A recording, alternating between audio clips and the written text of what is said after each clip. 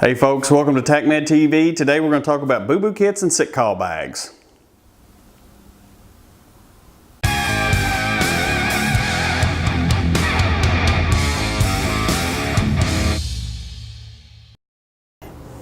Hey folks, Steve here with TacMed TV, and today we're going to talk about boo-boo kits and sick call bags. This was a request from one of the subscribers, Joe Ep VN or Joe P VN.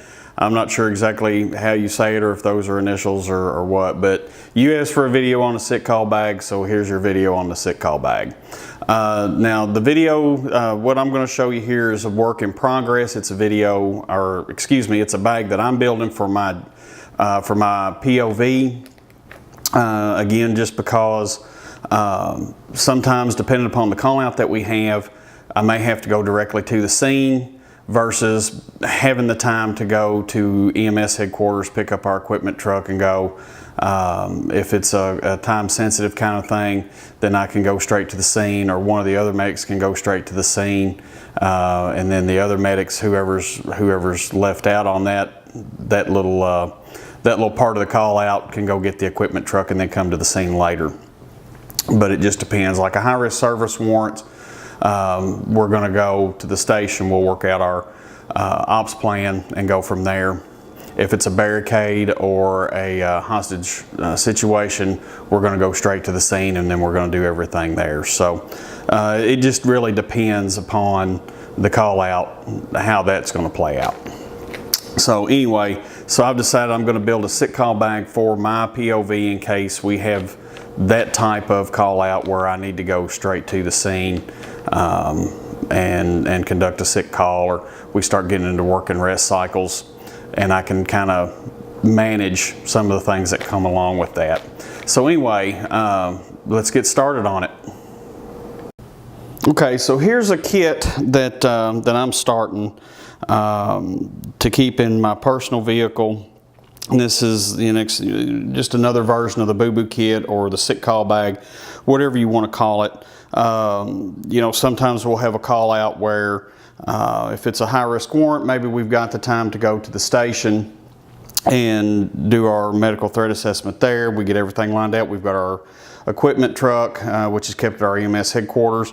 We've got time to get that, but sometimes we get something like a barricaded suspect or a hostage situation where we have to report directly to the scene. And when that happens, one of us will usually take our POV and go straight to the scene so we can start figuring out exactly what's going on with the scene and with the situation that we're dealing with, and then the rest of the team, the rest of the medics will go and get the equipment truck and bring it in. So just to kind of cover bases on that is why I've started a sick call bag boo-boo kit that I'm going to carry in my POV for those types of incidents. And it's a work in progress, and we'll talk a little bit about what more will go into it versus you know, what we've already got in the trucks, the equipment trucks sick call bag. But of course, in any sick call bag, you expect you're going to have ibuprofen or Advil, Tylenol, acetaminophen, be some of the things that you would have.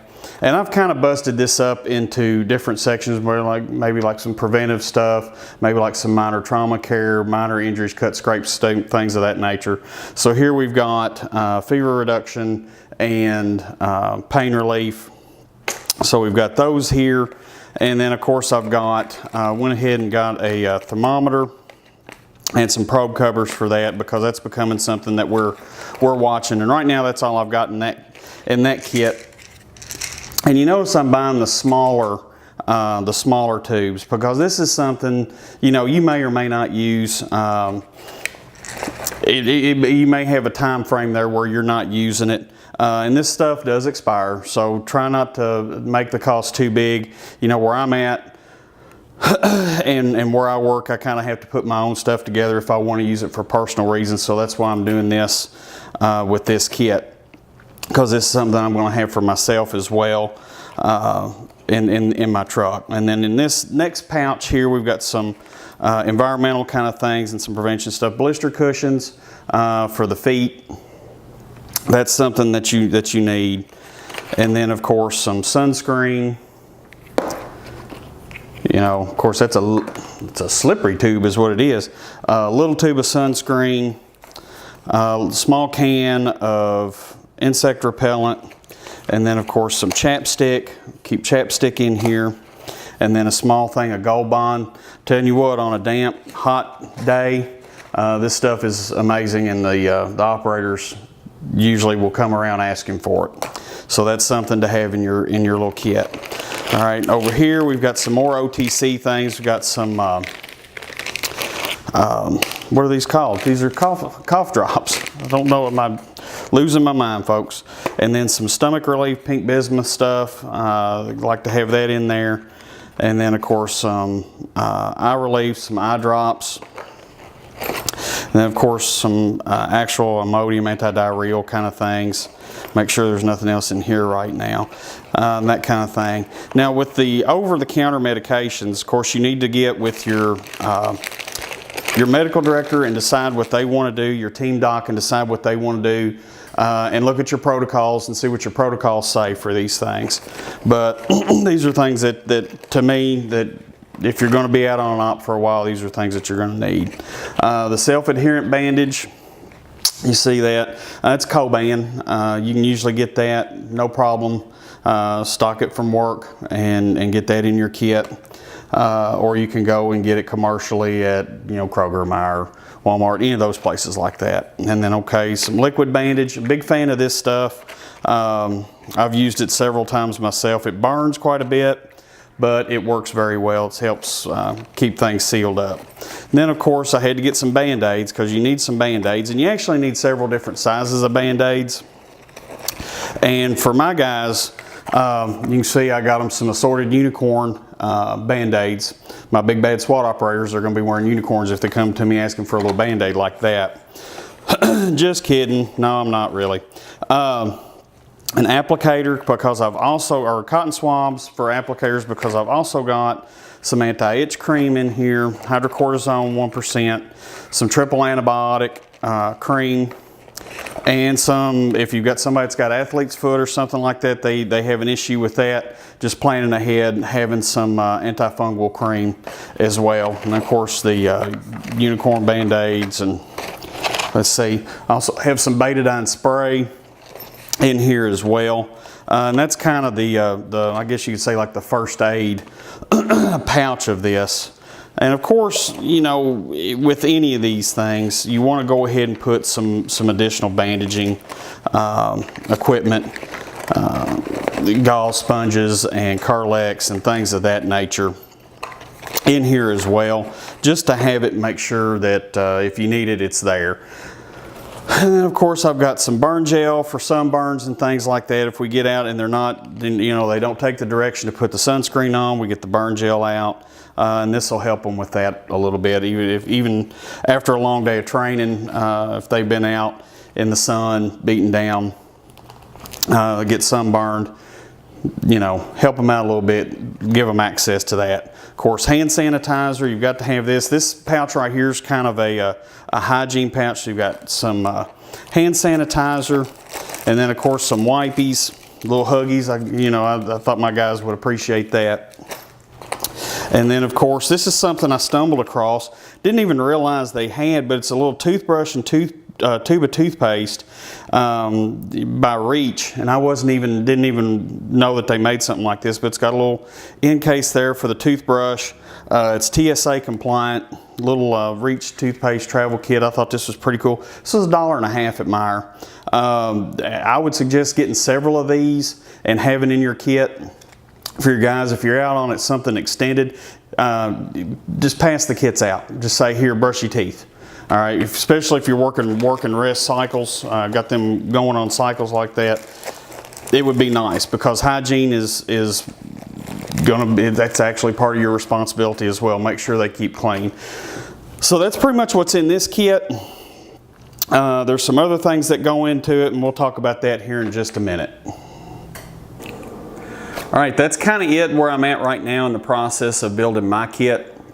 Some things that I do need to add to it, of course, you know, there's nothing in there for allergies right now. Of course, Benadryl, which is a first generation antihistamine, that's on the truck, and we carry that in the our kits that we carry on us for anaphylaxis. Try to stay away. We try to stay away from that in this environment, because once they get Benadryl, they get drowsy, and we can't have that. We can't have an operator getting drowsy. So if we give them Benadryl, they're out of the operation, and our job is to try to keep them in the operation. So you start looking to second generation antihistamines like Claritin or Allegra. Something like that. Again, that's something for you to talk with your medical director about and see which direction they want to go as far as that goes. The other thing, you know, we always need to have some eye pads in our kit for this. Morgan lenses in case we need to flush somebody's eyes. You can think about in lieu of having actual Morgan lenses, you can actually take a nasal cannula and put it across the bridge of the nose, where each one of the prongs on the cannula goes into each eye. And oddly enough, the tubing on the drip set, the 15 drop set that you plug into the normal saline, will plug right into that O2 cannula, and you can do an eye flush that way if you don't have Morgan lenses. The other thing that you need to think about, of course, like I said a little bit earlier, make sure you've got some extra bandaging equipment, make sure you've got your sunscreen, make sure you've got a little bit of burn gel, make sure you've got some foot powder, some Gold Bond powder. Those are the things that are going to make life a little bit better on that extended operation, or just any operation that you're doing where you've got somebody that comes up to you, one of your guys, one of your operators comes up to you and says, hey, I've got blank going on. And you can kind of help them out, and they appreciate that, and that's our job. That's what we're here for, and that's what we're here to do.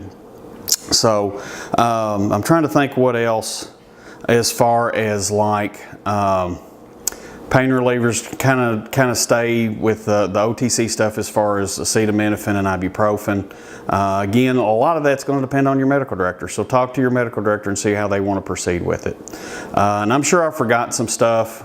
I'll try to get the sick call bag off of our truck and get that out and go through that for you guys. But it's pretty much got the same stuff that this one's got in it, with a few minor detail changes. So anyway, I hope you liked the video. Thanks for watching. I appreciate it. Joe VN or Joe PVN, however you say that, thank you so much for suggesting the idea for the video. It was a great idea. It was a really good idea. So if you have any questions, concerns, comments, complaints, of course, you know, drop me a link in the box below, in the comment box below. Let me know what you think, if you liked it or if you didn't like it. If you don't like it, tell me why. And that's, you know, I'll use that to improve the video. Okay, I'll use that to improve the channel. Also, if this is your first time here and you've not subscribed, you like what you see, please subscribe. And if you keep coming back and you haven't subscribed, what's stopping you? Go ahead and subscribe. Just hit the little button, and then make sure you hit the little bell right next to the subscribe button, and that way you'll get notifications when I've got a new video coming out. Don't forget, the end of this month, this is, well, we're at the end of this month.